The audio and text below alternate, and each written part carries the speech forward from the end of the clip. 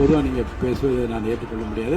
இல்ல குறிப்பிட்டு இந்த இடத்தில் இந்த கட்சிக்காரர் என்று நீங்கள் பெயர் குறிப்பிட்டு பேசினா அதை ஏற்றுக்கொள்வதை எனக்கு ஆட்சேபனை இல்லை. பொதுவாக பேசுவதை தவிர்க்க வேண்டுகிறேன். ஓ அப்படியா விஷயம்? ஒரு நிமிஷம். ஆளுங்கட்சியுடைய ஆலந்தூர் பகுதி செயலாளர் பேர் குறிப்பிட்டு சொல்றேன்.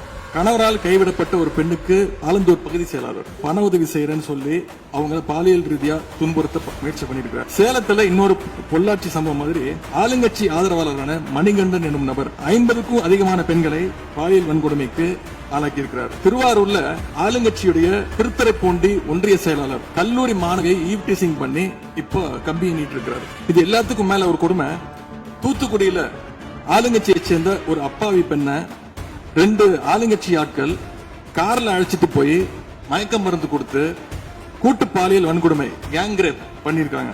இந்த சம்பவத்தை பத்தி பேசின பாதிக்கப்பட்ட பெண் திருவைகுண்டம் சட்டமன்ற உறுப்பினர் திரு சரவணன் சொல்லிதான் அழைத்து செல்லப்பட்டதாக டிவில பேட்டி கொடுத்திருக்காங்க.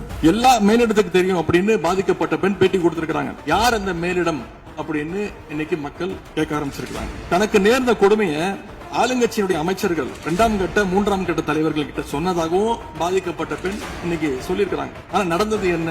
யார் தப்பு பண்ணாலும் நடவடிக்கை எடுக்க தயங்க மாட்டேன்னு சொன்னார் நம்முடைய முதலமைச்சர். ஆனா இந்த சம்பவத்துல குற்றம் சாட்டப்பட்டுள்ள சட்டமன்ற உறுப்பினர் மேல என்ன நடவடிக்கை எடுத்தாங்கன்னு தெரியும்.